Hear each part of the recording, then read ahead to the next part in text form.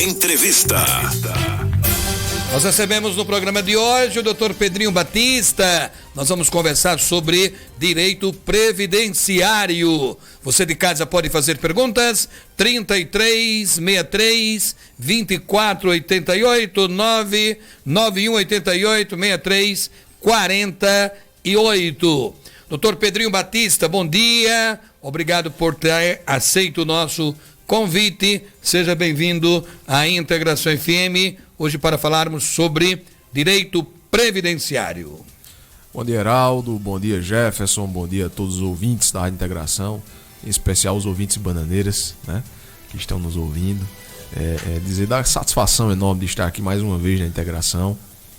Sempre que eu sou acionado, eu venho com o maior gosto, com o maior prazer, porque eu sei que nós estamos prestando aqui um serviço de utilidade pública e contribuindo para que as pessoas tenham acesso às informações necessárias para que tenham uma vida melhor, sem que cause atropelos, porque muita gente não procura saber seus direitos e muitas das vezes quando vai procurar saber é porque já está passando por uma dificuldade enorme. Então, se souber antes, né, se precavem e pode evitar muitos males.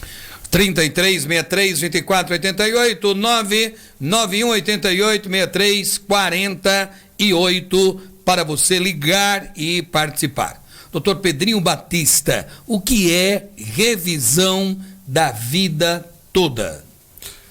Heraldo, a revisão da vida toda é um tema que vem ganhando grande repercussão aqui no nosso país, porque no ano de 1999, os legisladores editaram uma lei que alterou algumas regras de transição para que a pessoa conseguisse se aposentar. Aproveitou 80% de todas as contribuições, e aí o X da questão da revisão da vida toda é que com o advento do Plano Real, em 1994, houve uma alteração nas finanças do país, o país se reequilibrou. Então o legislador entendeu que a partir de 94 que deveria ser contado como contribuição para fins de concessão de benefício. Então o período de 94 para trás ele não levou em consideração para fins de aposentadoria nessa lei de 99. Então as pessoas que contribuíram, e aí nesse período as maiores contribuições ocorreram, porque era outra moeda, né? E aí a gente estava numa inflação enorme, o país vinha passando por grandes dificuldades financeiras. Então o salário mínimo ele era um exemplo. Eu vou dar um exemplo aqui: um vereador em Bananeiras recebia 13 salários mínimos. Hoje, se você calcular aí, não chega a 4. Então o que aconteceu no país gerou essa lei de 99 que excluiu esse tempo anterior até 94, que hoje o STJ, STF já reconheceram que deve ser contabilizado. É muito rentável quem contribuiu nesse período. É muito rentável procurar um advogado de sua confiança para que entre com a ação da revisão da vida toda, mas tem que analisar a questão da prescrição. Quem se aposentou até 10 anos atrás tem direito. Passou disso aí, infelizmente, perdeu e bola para frente, vida que segue. Aposentadoria até 10 anos. Até 10 anos. Por conta da prescrição. Prescrição decenal. Nesse caso, decenal. Decenal. O que é preciso para fazer essa ação? Que documentos o interessado deve apresentar, doutor Pedrinho Batista? É muito simples. Quando você procura um advogado, ele vai entrar no seu sistema do INSS e vai pegar o seu CNIS. Com o CNIS vai estar lá seu extrato das contribuições.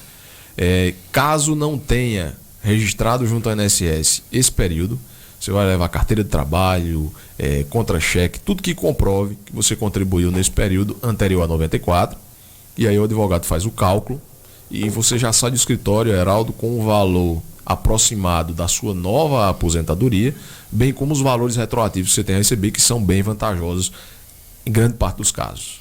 O nosso entrevistado de hoje, doutor Pedrinho Batista. Estamos tratando de direito previdenciário. Você pode participar ligando, mandando sua pergunta, tirando sua dúvida para o 3363-2488, 99188-6348. Abraçar o padre José Arimateia, acompanhando o Jornal da Integração.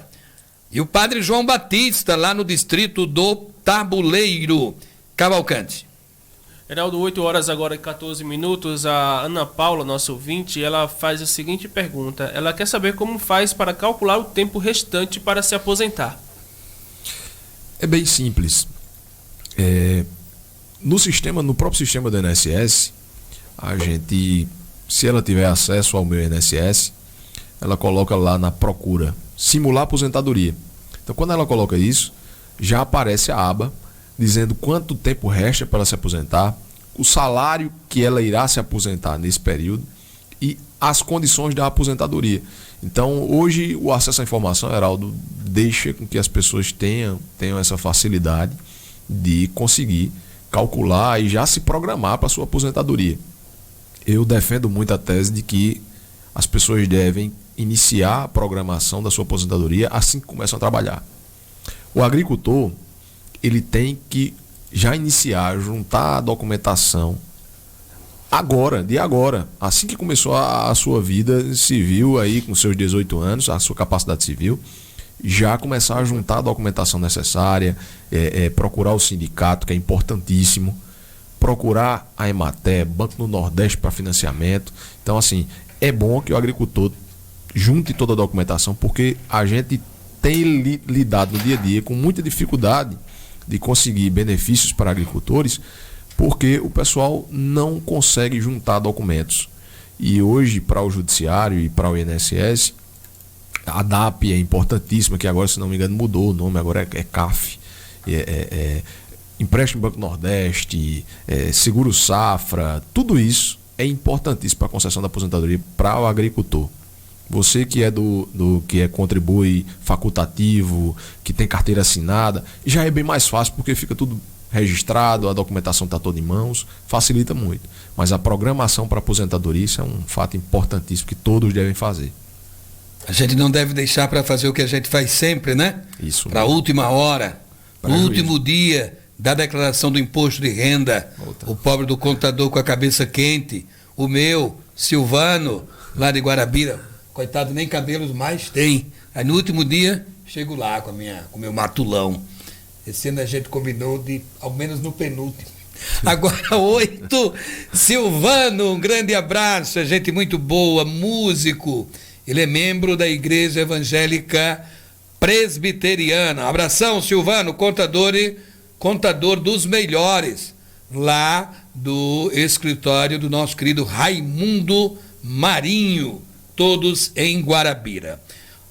Paulo Ricardo Guimarães, um forte e fraterno abraço ao doutor Pedro, um profissional dedicado e atento às leis. Batista de Andrade, registrando a audiência. Lá do Cacerengue, o futuro vereador Naldinho manda uma fotografia. As máquinas estão trabalhando na manhã de hoje já na travessia urbana do Cacerengue. E o Naldinho está perguntando o seguinte, aproveitando aqui a sua presença no programa, doutor Pedrinho. Qual a idade mínima para o professor se aposentar, tendo ele já o tempo de serviço de contribuição suficiente, doutor Pedrinho? Primeiro, mandar um abraço ao nosso amigo Paulo Ricardo, né? Dizer da satisfação de tê-lo ouvindo. Dizer que... Mandar um abraço também para o meu pai, que está lá no escritório, cuidando da fonte de renda da gente. Tomando conta da bodega, Tomando né? conta da bodega. Naldinho, é o seguinte, a aposentadoria para o professor é uma aposentadoria especial, como todos nós sabemos. O tempo... E aí você tem que separar o homem da mulher, do período de contribuição e idade também, como toda previdência já faz essa separação. Então, se a mulher, um exemplo, tiver 25 anos de serviço de sala de aula, ela não pode fugir disso aí. Se tiver menos, aí já complica para a questão da aposentadoria especial. Mas 25 anos de sala de aula e 55 de idade já tem direito, né? E o homem, 30 anos de sala de aula e 60 de idade, com essa nova alteração. Quem é anterior a 2019 é 50, 55 a idade, homem e mulher, e 25 anos, 30 de serviço. Agora são 8h19, 8h19. Vamos agora até a Serra de Dona Inês. Tá frio hoje aí, Silvânia? Tá não? Silvânia, Gil, Dona Francinete. E aí, Dona Francinete foi caminhar, Silvânia? Vamos à participação de Silvânia Gil, direto de Dona Inês, cidade de paisagens belíssimas. Bom dia, Silvânia Gil. Bom dia, Heraldo, Jefferson e ao doutor Pedrinho Batista. E mais uma vez parabenizar você, Heraldo, pela entrevista, né? Você sempre traz pessoas que agrega conhecimento, valores, né? A comunidade como um todo. E conhecimento é tudo, como bem estava falando o doutor Pedrinho. Sem conhecimento, se nós não tomarmos conhecimento dos nossos direitos, como lutaremos por ele, não é verdade? Por eles. Mas, doutor Pedrinho, tem algo que, assim, eu creio que algumas pessoas têm conhecimento do que fazer e outras não. E eu vou fazer essa pergunta para o senhor. No caso de uma pessoa que nunca pagou INSS, não é filiada a nenhum sindicato rural e chegando à idade, né, de 60 ou 65 anos, não tiver como se aposentar, essa pessoa tem a possibilidade de pleitear algum direito, né, junto ao INSS? Eu sei que essa é uma preocupação de muita gente e muita gente também, como eu já disse, não tem conhecimento dos seus direitos e nem sabe lutar por eles, né? Se não tiver esse conhecimento. Um abraço e obrigada, Heraldo, pela oportunidade de sempre. Obrigado a você, Silvânia Gil. Está dizendo aqui pelo Zap que não está frio hoje, está um clima ótimo e que a Santa Mãezinha dela está saindo agora para caminhar. Muito bem. Agora 8h21, 8h21. Bom dia, Silvana. Satisfação tê-la aqui. Eu sempre escuto o Jornal da Integração e vejo que ela é sempre muito participativa. E ela traz uma pergunta muito interessante, muito importante, porque muita gente não tem conhecimento, Heraldo, que existe o braço social da Previdência e existe o LOAS, que serve para pessoas com deficiência e é independente da idade, né? E aí vai depender também do grau da deficiência. E existe para pessoas que já têm a idade de 65 anos, mas que nunca contribuíram para a Previdência ou que não atingiram o tempo mínimo de contribuição. Essas pessoas elas precisam se encaixar em alguns parâmetros para que tenham direito ao BPC. Um deles é estar inscrito no CAD único, a renda per capita familiar ela não pode ultrapassar R$560 por pessoa, tem que existir uma carência. Para isso, o INSS ele faz avaliação social, segue todos os parâmetros que estão na lei e aí analisa a concessão ou não do BPC. O BPC ele não é como uma aposentadoria. Ele corre o risco, ele sempre é revisado e corre o risco de ter alterações. Vou dar um exemplo. Houve uma alteração financeira em um dos componentes do grupo familiar inscrito no CAD único. Então corre um grande risco de quem tem o BPC, de quem é contemplado pelo BPC, perder, porque a renda alterou. Existem algumas decisões do judiciário que mesmo tendo essa alteração, a pessoa que já recebe o BPC, ela necessita de cuidados especiais e isso gera um dispêndio mensal financeiro altíssimo. E por isso, mantém-se o direito, mas são raras exceções. A maioria dos casos, havendo uma alteração financeira no grupo, de alguém do grupo familiar que está inscrito no CAD único, geralmente a suspensão do benefício de imediato. Hoje existe o cruzamento de dados, como todos sabemos, então não tem como fugir disso aí. Agora são 8h23, faça perguntas ao doutor Pedrinho Batista sobre direito previdenciário. 3363-2488, 99188-6348. Querido amigo Ramon Moreira, também brilhante advogado, acompanhando o jornal. Ramon, saudades do café. Bom dia, ouvindo dois grandes amigos, um radialista e outro advogado. Fraterno abraço. Kilson Dantas, vereador ex-presidente da Câmara, amigo comum nosso. Kilson Dantas quer, doutor Pedrinho, que o senhor permaneça na advocacia. Você entendeu aqui, né? Um grande advogado e um grande radialista. Eita. 2 grandes amigos. Vamos tranquilizá-lo. Fique tranquilo, Kilson. Eu estou por aqui. Kilson Dantas, grande Kilson. Eu gosto muito de Kilson, ele é muito presente assim. Pergunte ao nobre advogado, por favor, Heraldo Luiz, sobre o conceito de aposentadoria híbrida. Kilson Dantas, doutor Pedrinho Batista. Muito bem. Um abraço para o doutor Ramon. A gente sempre aprende com o doutor Ramon, viu, Heraldo, no dia a dia. Antes na atividade política, agora na advocacia. Nós dois estamos mais focados na advocacia, né? Então a gente sempre aprende com ele. Ramon é quase um eremita, né? Você conversa com ele, assim. Aqueles monges tibetanos. É desenrolado. De besta não tem nada. Um abraço pro meu amigo Kilson, que está ouvindo.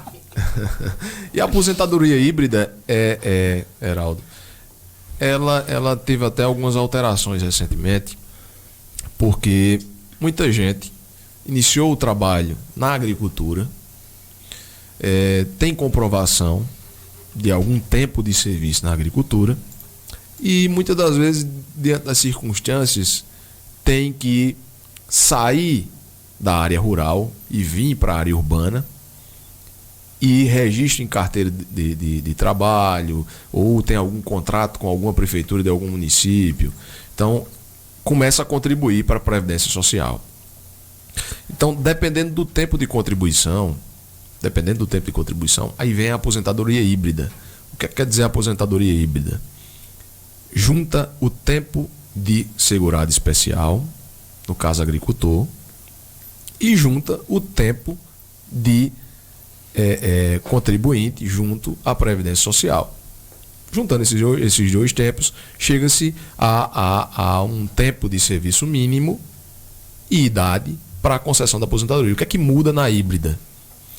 90% dos casos de aposentadoria híbrida, você tem que atingir a idade máxima para a concessão da aposentadoria.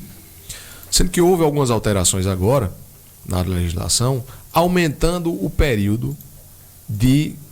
Vou dar um exemplo. Você é agricultor, tem 10 anos de agricultura e contribui junto à Previdência Social 2 anos ininterruptos e depois volta para a agricultura novamente e aí mais 3 anos, completa 15 anos e a idade de 60 anos. Você se aposenta com a idade especial. Ultrapassou isso aí você já vai ter que completar 65 e ter os 15 anos de tempo mínimo. Então a aposentadoria híbrida, em tese, é a junção do tempo de segurado especial com o tempo de contribuição junto à Previdência, e aí chega-se a esse cálculo para que seja concedida a aposentadoria. Nós vamos agora ao intervalo comercial, a gente volta em seguida e já tem uma pergunta engatilhada aqui do doutor Batista de Andrade. Por favor, Heraldo, pergunte ao doutor Pedrinho como é que funciona a aposentadoria dupla via INSS e Caixa de Previdência. Por exemplo, a resposta está no próximo bloco. Esse intervalo é de apenas 5 minutos. Não desligue o rádio. Mande sua pergunta pra gente. Nossa querida amiga Lena Bezerra. Bom dia, Heraldo. Muito importante as informações passadas pelo doutor Pedro, sempre atento e prestativo. É verdade, Lena. A gente volta daqui a pouquinho, é VaptVupt. Aproveite o intervalo, mande sua pergunta. Aproveite também para curtir e compartilhar a nossa transmissão. A doutora Elijane Oliveira Moraes na estrada, chegando na grande metrópole Maria, antiga Araçá, e acompanhando o Jornal da Integração. Estamos apresentando Jornal da Integração. Agora, seu Tota da Suécia, acompanhando o Jornal da Integração. 8h35, 8h35. Antes do intervalo, já ficou no ar a pergunta formulada por Batista de Andrade, também advogado. Pergunte ao doutor Pedrinho como funciona a aposentadoria dupla via INSS Caixa de Previdência. Agradecer a pergunta do meu pai. Se ele está no escritório lá, pulsando tudo para fazer essas perguntas.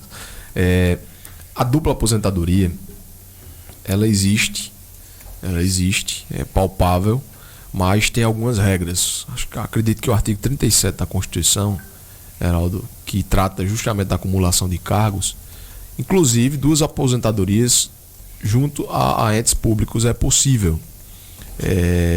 Se a pessoa contribuiu e não acumulou os cargos não acumulativos, existe a possibilidade da aposentadoria dupla. Também existe a aposentadoria junto a regimes próprios de previdência e junto ao INSS.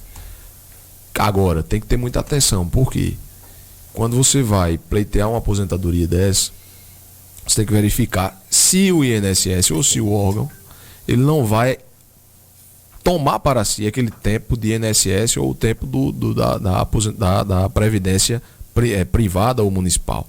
Privada não, perdão, municipal. Você tem que verificar isso. Porque qual o risco? Muita gente chega lá no escritório, tem um tempo bom de INSS, um tempo bom junto a regimes próprios, e o que acontece? O regime próprio, às vezes, ele vai e pega aquele tempo do INSS, aumenta a sua aposentadoria, o valor dela, mas às vezes não vale muito a pena. Então tem que analisar isso. Por isso que é bom, quando você estiver pleiteando uma aposentadoria, procurar um advogado de sua confiança para que faça toda essa análise, que você não venha a ter prejuízos. Porque existem casos que é melhor aproveitar aquele tempo de INSS, incorporar no tempo de regime próprio, para que a sua aposentadoria seja mais alta. Às vezes compensa. Porque se você tiver apenas 15 anos de tempo de contribuição junto ao INSS, que é o tempo mínimo, isso eu falo para pessoas que vão se aposentar, que já começaram a contribuir anterior a 2019, você vai receber um salário mínimo. Às vezes, esses 15 anos incorporados no regime próprio vai aumentar mais que um salário mínimo na sua aposentadoria. Então, todo esse cálculo tem que ser feito com muita calma, por um profissional gabaritado, que tem especialização, para que você tenha o melhor direito nas suas mãos. Então, nada de fazer tudo de bolo sem consultar ninguém, porque muita gente leva grandes prejuízos, porque depois de incorporado, para você tentar desvincular tudo isso, vai gerar um desconforto enorme, é um trabalho gigante e você vai pagar dobrado para poder resolver essa questão. 8h38, a das dores aqui da comunidade Padre Biapina está acompanhando o programa, está cumprimentando o doutor Pedrinho Batista pelas informações e esclarecimentos que estão sendo dados aqui sobre direito previdenciário, e ela quer saber do senhor, doutor, o que é uma ação de desaposentação. Muito bem. A desaposentação, ela é quando você já é aposentado e volta a trabalhar.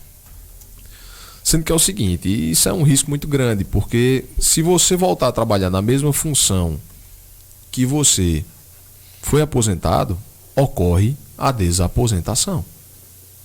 Você pode trabalhar em um ramo distinto do que você trabalhava antes, mas se for na mesma área, você corre esse risco, se for na mesma função.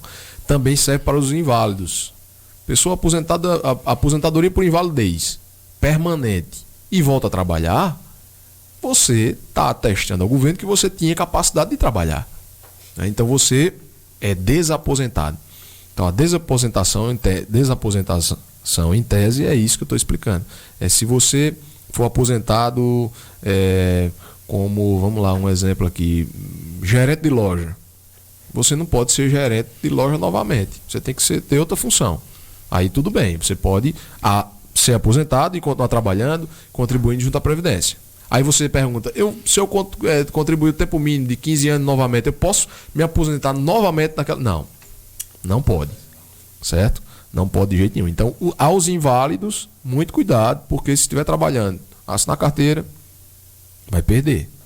Então, desaposentação em tese é isso. Dona Dadá lá de Arara está pedindo para perguntar, doutor Pedrinho, se na LOAS se garante também benefício para menor que é deficiente físico, se pode receber o benefício previsto na LOAS. Sem dúvida, dependendo da deficiência. Não é toda deficiência, tem um rol lá de deficiências que a LOAS absolve. Então, para isso tem que ser analisado, ver o laudo médico, tudo direitinho, a questão do CID, para que verifique se encaixa no BPC. Agora 8h40, o nosso entrevistado de hoje, aqui no Jornal da Integração, o doutor Pedrinho Batista. Estamos tratando especialmente de direito previdenciário. Se você tem uma dúvida, ligue para o 33 63 24 88 991 88 63 48. Cavalcante. Do 8h41, Pedrinho, tem alguma diferença para quem trabalha como MEI ou também quem é contratado de alguma empresa na hora de se aposentar? Não, na hora de se aposentar, não. Essa diferença ela não existe. Por quê? Porque o MEI, ele contribui junto à Previdência, então ele tem todos os direitos na hora da aposentadoria, que quem trabalha com carteira assinada também tem, certo? Ele preenchendo todos aqueles requisitos. O que é que vai mudar? Muda em algumas situações. Quem contribui como MEI, e aí é uma vantagem, não tem a questão da carência para o salário de maternidade, um exemplo. Já quem trabalha de carteira assinada tem no mínimo 10 contribuições, né? Então, também em relação ao período de graça, que é importantíssimo falar disso, Heraldo, período de graça. O que é o período de graça? É o período que você que já contribuiu junto à Previdência, certo? Para de contribuir. Então, por você ter contribuído, no mínimo, tem um mínimo de contribuições para você já adquirir esse período de graça. Se você contribuiu 12 meses, um exemplo, e você foi demitido sem justa causa, você tem direito a um período de graça de 12 meses. Se você contribuiu 10 anos, aí você tem um período de graça dobrado. São 24 meses. E se você, mesmo o que tem direito a 12 meses ou o que tem direito a 24, pegar um currículozinho, ir lá no Cine, mandar e-mail para a empresa procurando emprego, você ganha mais 12 meses de período de graça. Então vai para 36 quem contribuiu 10 anos e vai para 24 quem contribuiu no mínimo 12.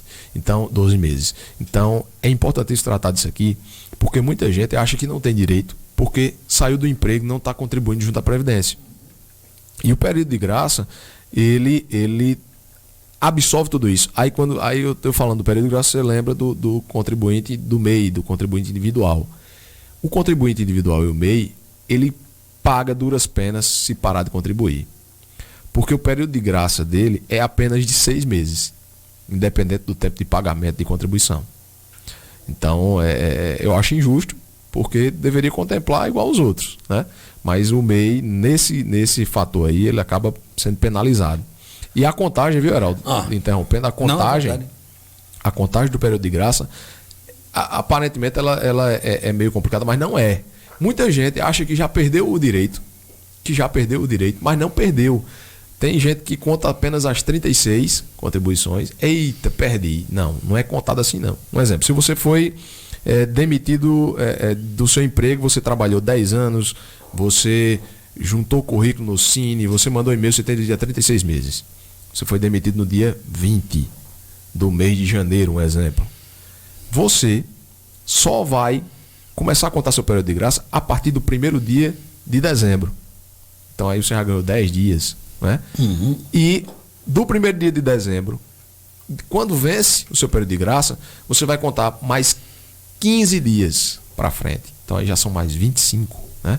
Então tem que ser feito esse cálculo bem direitinho, não se precipitem, se passou o tempo, procura um advogado da sua confiança, que ele vai dizer bem direitinho o direito que você tem. Agora são 8h44 no grupo de WhatsApp aqui da Integração. Estou vendo a foto da nossa querida Marise, artesã, visitando o Engenho Triunfo, lá gozando da hospitalidade da Super Maria Júlia. Eu lembrei de você, Marise, domingo à noitinha. Nós fomos recepcionados pelo casal Elton Martins e a doutora Terezinha, um paraíso que eles têm ali entre Arara e Solânia, Serraria, lá em Riacho dos Campos, Figueiras. Mas Marise é bonito demais por lá. O Elton já plantou mais de 1000 árvores lá. A casa tá linda, tem móveis rústicos. Agora eu lembrei de você, Marise, porque já na boca da noite, que Elton só deixa a gente sair da casa dele quando acende a luz do poste.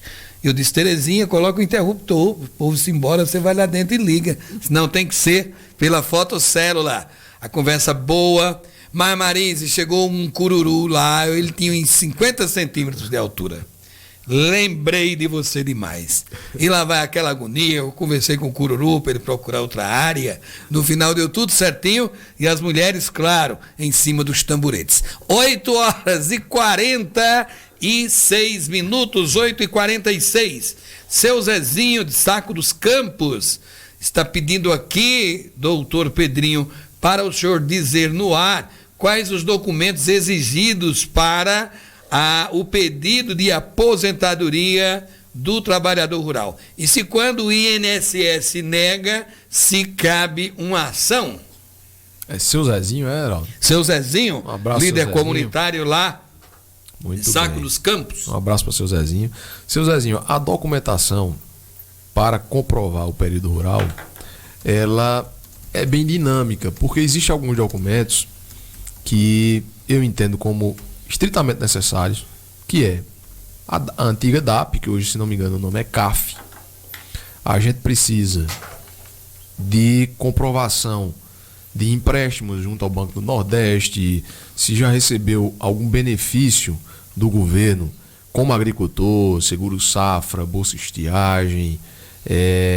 A gente precisa que a carteira de trabalho, e aí de preferência, ela não tenha assinatura, mas se tivesse encaixa naquele caso que eu falei anteriormente, um tempo mínimo, a gente precisa disso aí também.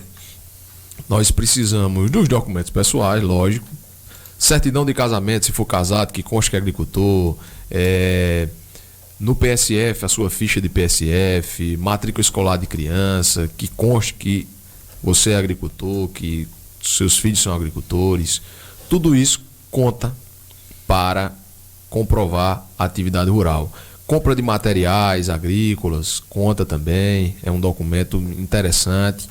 Título de eleitor, domicílio eleitoral, é importantíssimo, é um dos documentos que o INSS exige, porque você comprovando que lá no título, geralmente quando você emite o título, você tem 16 anos, na maioria dos casos, e aos 16 você já informa que é agricultor e permanece nesse mesmo domicílio, perdão, você permanece nesse mesmo domicílio, então é uma prova quanto mais de que você realmente é agricultor e que reside naquela área. Então, esses são alguns dos documentos.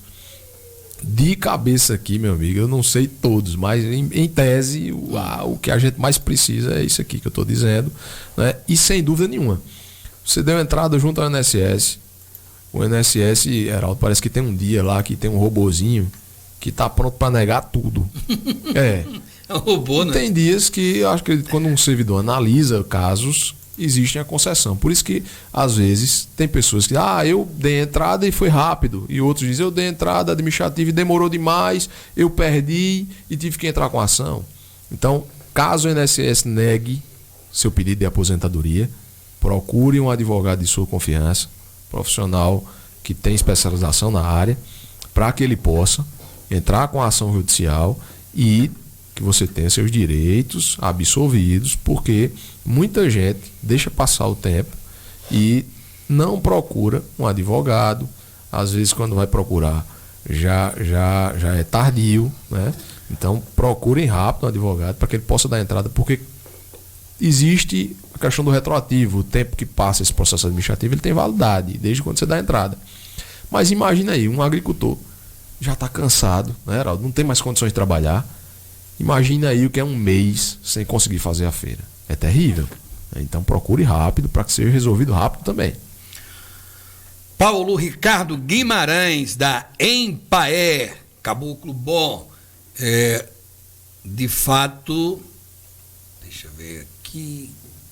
Foi-se embora, subiu, desceu. Agora são 8h50. Empregada doméstica tem direito à aposentadoria, doutor Pedrinho Batista? Sem dúvida, tem também. A CAF substituiu a DAP. CAF, DAP, é isso Foi aí. O Paulo então, não errei, Ricardo não. Guimarães, ele nos socorreu. E disse que não é mais Emater, é Empaer. Valeu, Paulinho. Empregada muito doméstica. Bem. Sem dúvida nenhuma, contanto que contribua. A empregada doméstica, ela contribuindo junto à Previdência Social, ela tem direito de se aposentar. Se ela não contribuir e comprovar a atividade, e aí tem vários meios de fazer isso, às vezes com ação trabalhista e reconhecimento de vínculo, né, ela pode informar, ser absolvida esse tempo mínimo ou o tempo que ela trabalhou. Nessa ação trabalhista, o demandado ele vai pagar a contribuição do INSS e sem dúvida nenhuma tem o direito, que acontece muito, né? Mas existe também as empregadas domésticas que contribuem facultativo. Também tem direito, então o direito é o mesmo. Doutor Pedrinho Batista, uma viúva aqui que não quer se identificar, ela diz que recebe pensão por morte do INSS. Muito bem. Posso casar novamente ou perco a pensão? Se ela está apaixonada, está amando, ela deve casar. Não perde pensão de jeito nenhum. Minha gente, isso é um mito. Isso é um mito que a gente tem que afastar. Não existe isso. Olha, se existir amor... Havendo pretendente... tendo pretendente e amor, case. Pelo amor de Deus, case. E chame nós. Se restrinja isso, não. 8h52. Pedrinho Batista, muitíssimo obrigado por ter aceito o nosso convite. É sempre um prazer recebê-lo aqui e hoje tirando essas dúvidas. Fernando Amaral já quer saber quem é a viúva. Não interessa, Fernando, você é casado, e bem casado, comércia, em que pese sair na sexta pela manhã e voltar às vezes na segunda. Você é casado, tome tento. 8h52. Pedrinho Batista, advogado, aqui de Bananeiras, atuando em Bananeiras, Areia, Guarabira. Nós nos encontramos serra acima, serra abaixo. Digo sem fazer favor, um dos melhores e mais brilhantes advogados de sua geração. Estuda muito, tem atenção pelos clientes, e não é para ter não, sim, mas tem advogado que não tem, não é? O pobre do cliente fica brabando de lá, tem advogado que engana o cliente, faz um contrato e no dia de receber o precatório inventa outro jeito. Tem advogado, muito direito por aí, que fica com 50% de honorários, o que não pode ser feito em absoluto. Tem radialista ladrão, tem advogado desonesto também. O doutor Pedrinho Batista é decente, honesto e direito, por isso é convidado sempre para vir ao Jornal da Integração, que a gente só quer gente que preste aqui na rádio. Obrigado, doutor Pedrinho, fique à vontade. Ô, Heraldo, eu que agradeço pelas palavras, eu me sinto muito orgulhoso em ouvir isso de você, né? Dizer que é uma satisfação enorme estar aqui na Integração. E também... tudo isso que você disse são frutos da criação que eu tive. Graças a Deus, agradecer a meu pai, a minha mãe que está me ouvindo agora nesse momento. Mandar um beijo para a Nete, para Benício, que já deve ter acordado. Benício já acordou, né? Já acordou. E dizer que estou sempre à disposição, Heraldo. Sempre para prestar um esclarecimento. Espero ter atingido as expectativas. E qualquer coisa, você sabe que não tem cerimônia com a gente. Mandar uma mensagem, eu estou aqui. Porque eu gosto disso, eu lido com isso todo dia e estar aqui na sua presença, na presença de Jefferson, na Rádio Integração, para mim, não tem alegria maior. Muito obrigado, bom dia a todos.